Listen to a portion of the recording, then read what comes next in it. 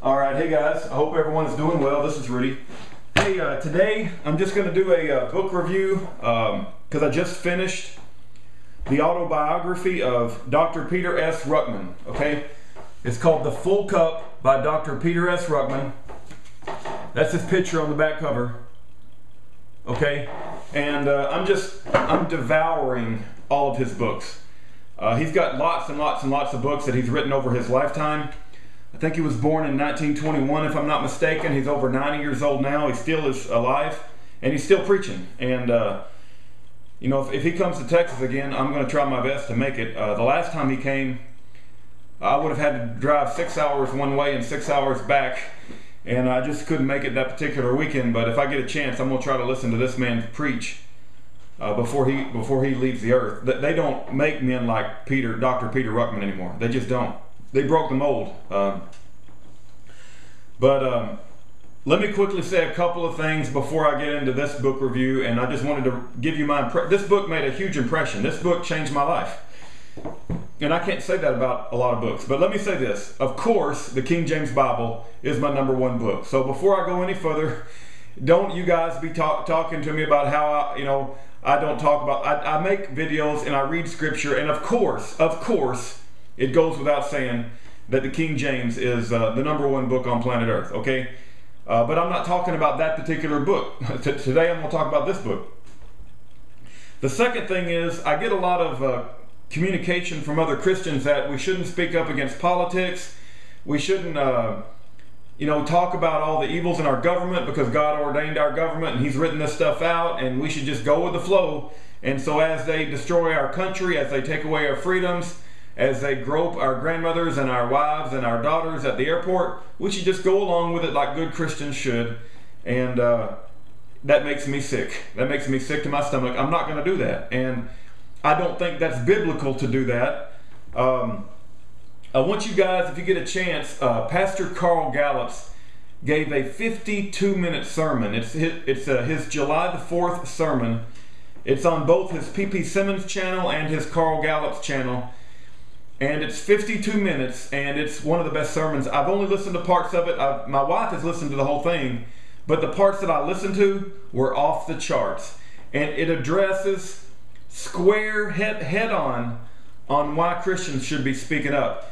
You know, the Texas deacon and I were at dinner a few days ago, and he said it used to be that when Christians rode into town, the bad guys had to straighten up or get out of town, because the Christians wouldn't put up with any nonsense. And for you Christians that want to lay down and let the government and let this tyrannical satanic system roll right over us, that's just not the way the Bible teaches us to be. Go ask Daniel. Go ask Jeremiah. Go ask Isaiah, right? Go ask Moses. Go ask Moses, should we speak out against the powers that be? So Carl Gallups, from the parts that I've heard so far, and I plan to listen to the whole thing as soon as I can get that 52 minutes, and I suggest you go listen to it as well, but it's off the charts. And my wife, who did listen to the whole thing, agrees with me that he hit a home run. The whole 52 minutes is just home run after home run. So I'll put that link in the information bar. And before I get to this book, let me just quickly say there have been a few books that have changed my life, okay?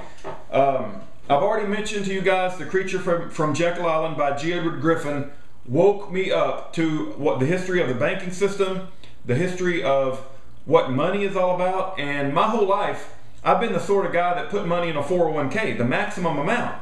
And I lived very Spartanly. I didn't spend anything, and I just saved and saved and saved.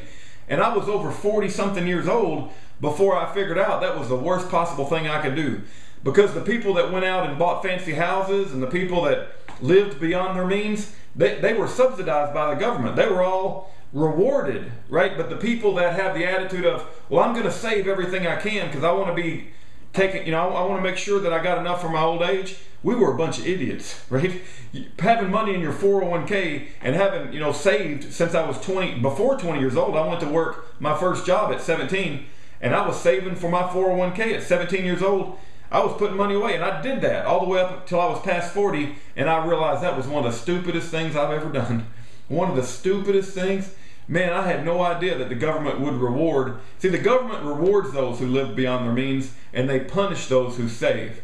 And I didn't realize that for a long time. But The Creature from Jekyll Island, that book totally woke me up. And it totally blew my mind about, when I finally figured out what fiat money was, what makes money in general, and what gold and silver are all about. Man, it totally blew my mind, and I couldn't put that book down.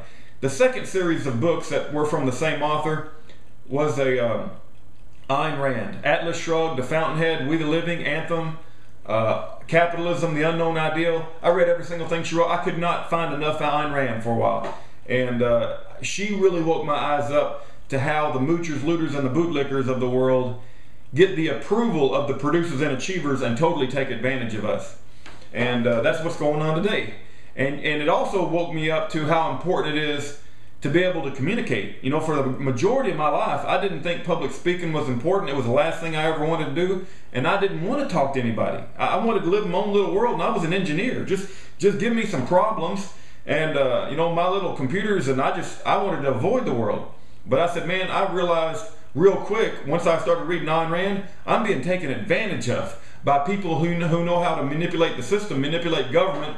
And I was wondering why all these people were getting promoted, right? You started to see, like, why did that person get promoted? He didn't have any skills. He has skills on knowing how to talk, knowing how to kiss butt, right? And so Ayn Rand woke me up to a lot of things about how she described the world. And so from there, I went on to Dostoevsky, Brothers Karamazov, The Gambler, The Idiot. I mean, he has some fine literature. Victor Hugo wrote Les Miserables. You remember the scene in Les Miserables where the priest, the bad guy, the thief, he wasn't the bad guy, he was actually a good guy, but he was a thief in the beginning of the story, and he stole some silverware from the priest, and if he got caught with it by the police, and if they brought him back to the priest place, and they said, did this man steal this silverware from you? And if the priest had said yes, he would have gone to prison for a very, very long time because it was his second or third offense. But the priest said, no, I let him borrow it, right? The priest gave him a second chance. For some reason, that just resonated with me, that a man of God would give this thief a second chance like that, and not to say that, he stole the silverware. Les Miserables, I mentioned that. Victor Hugo, man, he wrote some excellent books. So I got a lot of inspiration, right? I love to read. It's like, I guess some people play video games or get lost in. I love to read, and this book right here, The Full Cup, I'm coming around to talking about this. Peter Ruckman is I sat down with a friend recently, and we had this conversation about Peter Ruckman. And they said, well, Peter Ruckman doesn't believe that abortion is murder. I said, yeah, that's true. And they said, well, Peter Ruckman is a pre-tribber. I said, yeah, no, I'm a post-tribber. I'm post-trib. They said, well, Peter Ruckman, he believes in once saved, always saved. I said, yeah, I know. I don't believe in once saved, always saved. And they said, some people believe Peter Ruckman is a racist. I said, yeah, I know they do. I know they believe he's a racist. I said, but yet you're saying he's one of the greatest preachers that's ever lived in America. I'm like, yeah, that's right. That's right. It's like, since a lot of people think he's a racist, he believes in once saved, always saved. He's a pre-tribulation guy, and he doesn't believe abortion is murder. And he also thinks when you get into the tribulation times that you got to have faith and works, right? Which is absolutely crazy. But I said, I got to thinking, why do I like Peter Ruckman so much? It's like when I read him, I feel like, man, I relate to this guy. And I'll tell you what it is about Peter Ruckman. And I'm collecting his stuff, man. You should see the stack of stuff that I got. Not only that I've gone through, that I plan on going through, but anyway, Peter Ruckman is a warrior of God, right? He is first of all, he's one of the most bravest men I've ever encountered. And I've never met him personally, but just reading about him, seeing him on video, his bravery is unlimited. His honesty, even though I don't agree with him, his honesty, I know that what he says, he believes it, right? He believes what he says. And his integrity is off the charts. And he's willing to lay it all on the line. You can tell when Peter Ruckman walks up to the altar of God, he puts it all on the altar. He doesn't hold anything back. And you can tell that before he was saved, he was fully going for the devil, right? He was a great warrior in the army of the devil. And after he got saved, he's a great warrior for God. And his ideas about the King James Bible and how it is the Bible from God, and all the others are perverted, watered down, demonic. Watered down doesn't even do it justice. The other Bibles are an attack upon the King James. He's right on the money. He's convinced me. I'm totally convinced of it.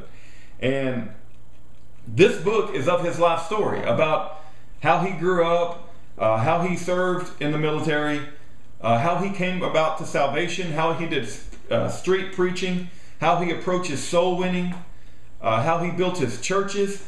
It talks about how he went through his marriages. A lot of people also criticize him for being married 3 times, and I don't criticize him on that. I think that marriage is forever, but sometimes when your spouse leaves you, you got no choice, you know.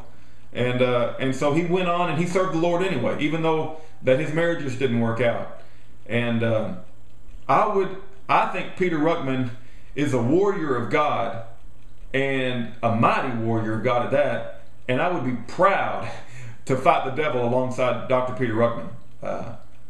You know, I tell you, this man, they broke the mold when they made Peter Ruckman. I mean, I don't know how I can formulate words to say enough good things about him, even though that I may not agree with him theologically on everything. I'm telling you that this man, he's something else, man. He's a national treasure. He's a national treasure. And you know, these wannabes like James White that try to attack him, try to come at him and tear him down, they make me want to puke. James White and the books that he read. And first of all, you have to understand where Peter Ruckman's coming from. Peter Ruckman knows that there's no committee or scholarship or group of smart people that can correct God's word. And that's what they're trying to do. They're trying to say that our scholarship and our knowledge of Greek and Hebrew and our hermeneutics are better than your King James Bible. And that if you follow us and you follow our interpretations, and if you knew hermeneutics like we do, and if you just listen to us, we'll tell you what the truth is, and we'll correct the King James Bible for you, and you use us as the final authority. But Dr. Peter S. Ruckman set him straight. He said there isn't a smart enough man on the planet that can correct the King James Bible. The King James Bible corrects men. It's not the other way around. And he's still alive today, and I pray that before he dies that I get a chance to see him preach. But he is a mighty warrior of God, and I am inspired when I read his autobiography. You say, what was I inspired about? I'm inspired that every single day is a gift from God, every single day, and I don't want to waste a single day. I want to use that. I tell you, if I ever don't feel like working out, or if I don't feel like mowing the lawn, or I just think about Peter S. Ruckman. It's like, if he can do all that he did, I can get out and mow the freaking lawn, you know. Or if I ever get a chance to do street preaching, or if I ever get a chance to witness for Christ, I'm gonna think about what he did, and I'm gonna think, man, if he can do that, I can do my little part. And his book is inspiring. I was crying when I read that. That ain't something I like to admit, you know, crybaby, right? Crybaby boner. But it's like when I was reading parts of this book, I gotta admit, I had to do this every now and then because I just related to his story, man. And when he was in that foreign country, looking up at the sky, and he calls it the apathy of the stars, and he cried out, "God, I need your help." Man, I related to where this man came from, and I think that God is very pleased with Peter S. Ruckman. I really do, and I know that he's an inspiration to me. And that's all I got to say about that. If you get a chance, read the book, The Full Cup. God bless every one of you.